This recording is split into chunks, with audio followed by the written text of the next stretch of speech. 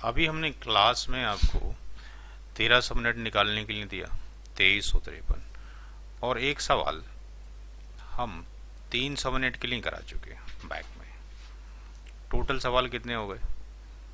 4 सवाल हो गए। ठीक, 3 ही करा चुके हैं।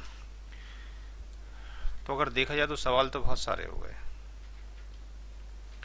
मुझे किसी को कोई सवाल देने की ज़रूरत भी नहीं, और अगर मैं एक करा था तब भी बहुत सारे हो गए होते। कैसे? अगर मैं आपसे ये कहूँ कि मैंने आपको कितने सवाल करा दिए, मैंने आपको नंबर ऑफ क्वेश्चंस कितने करा दिए? मैंने आपको नंबर ऑफ क्वेश्चंस करा दिए 32 इंटू 256 इंटू 256 इंटू 3। मैं अपना एक सवाल लेता हूँ, मैंने आपको 3 सबनेट निकालने के लिए दिया था सिर्फ। Calculate 3 subnet.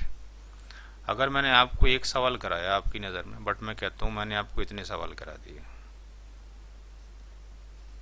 प्रूफ करूँ इसको मैं? मैंने आपको एक सवाल करवाया है,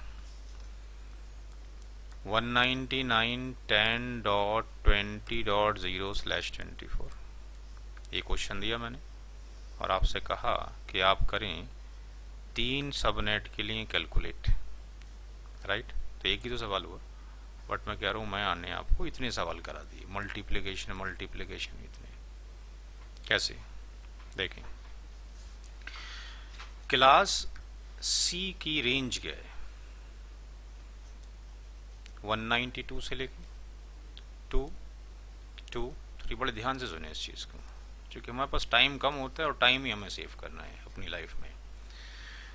0 to 255, 0 to 255 और 0 to 255। अब आप मुझे ये बताएं कि मैं इसमें से कौन सा नंबर यहाँ लिखूं?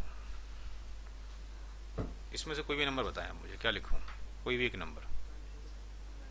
192 से लेकर 223 में से कोई भी एक नंबर बताएं, क्या लिखूं?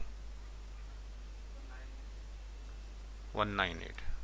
इसमें से मुझे कोई भी नंबर दे दें, क्या लिखूं?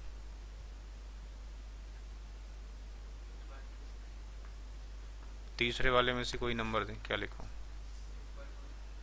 251। लास्ट में 0। अगर लेट्स से ये नंबर दिया जाए आपको और कहा जाए calculate 3 subnet ID, right?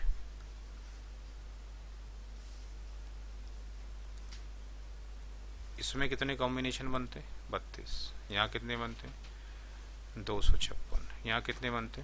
256। Total जो आएगा आपके पास इन सब का वो आया 32 इंटू 256 ये आया। मैंने आपको कितने सवाल दिए एक करने के लिए, बट 3 और दिए आपको, तो ये 3 या 4 हो गए अगर मैं देखूं तो।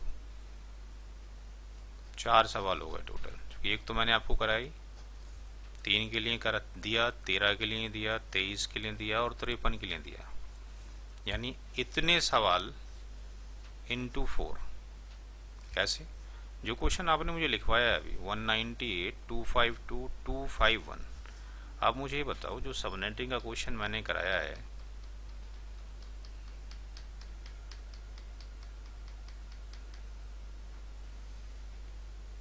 स्टेप नंबर 1 में चलते हैं।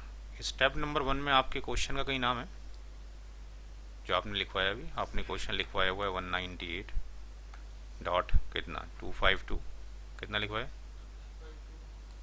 .251 डॉट 0। इसका कहीं नाम है पहले क्वेश्चन में, पहली लाइन में? अच्छा, इसका कहीं नाम है जो सवाल दिया था? पहले स्टेप में कोई चेंज 3 सबनेट के लिए, दूसरे स्टेप में कोई चेंज, तीसरे में कोई चेंज, चौथे में कोई चेंज, पांचवें में कोई चेंज, नो। स्टेप नंबर 6 7 में कोई चेंज, नो। स्टेप नंबर 8 में कोई चेंज, नो। तो स्टेप नंबर 8 तक तो कोई चेंज ही नहीं है। स्टेप नंबर 9 क्या, वो तो सोल्यूशन है। तो अगर 3 सबनेट कहा जाए इसका, तो 3 सबनेट तो आप पहले से निकाल चुके हैं अभी कुछ देर पहले, तो इसका आंसर तो आपको फ़ौरन लिख देना चाहिए, कोई ज़रूरत ही नहीं है 3 सबनेट निकालना है। सर जी ठीक है निकालते हैं। सर जी पहला सबनेट 198.252 हो गया और ये 251 हो गया, .0/26 हो गया, दूसरा सर इतने से शुरू होगा, तीसरा शुरू हो जाएगा सर जी आपके पास 128/26 और फोर्थ शुरू हो जाएगा 192/26।